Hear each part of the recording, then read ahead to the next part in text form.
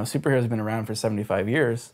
We see them making the transfer to movies and TVs and games, but the source material is still there and still being published on a day-to-day basis. I mean, I've spoken to a lot of people that are like, oh, you work in comics, they still make those?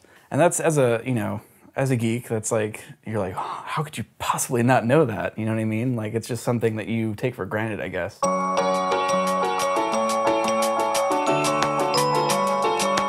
I'm Joey Esposito. I work at IGN Comics. I love everything comics, movies, TV related to superheroes and Star Wars.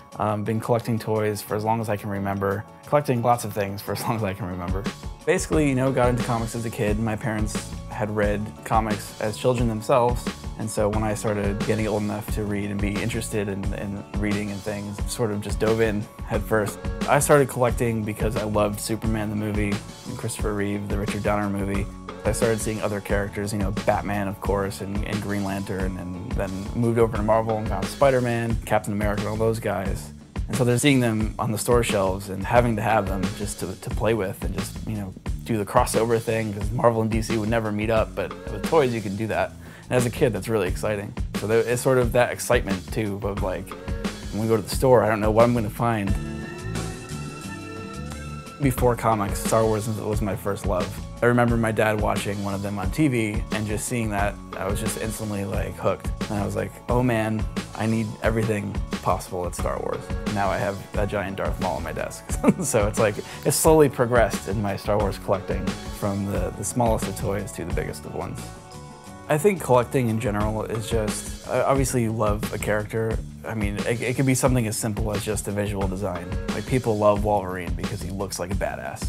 But if you're collecting this character that you love, it really just comes down to a reminder of why you love them. It sounds silly, but you wake up in the morning and you see an awesome statue, or, you know, even a poster on the wall or anything like that. I think that's just a way to remind you and just sort of always have that present. You know, even if you're not able to read a comic at the moment or watch a movie, there's always that presence just to sort of display your love of these characters. Working in comics from a press angle, especially for an outlet like IGN, gets you a lot of opportunities the smaller blogs and things don't get a chance to do. You know, I met Stan Lee on multiple occasions and I moderated his panel at San Diego Comic-Con. It's nice to be on that side of the mirror, because usually in a panel I'm in the back being creepy, typing on my computer and reporting stuff.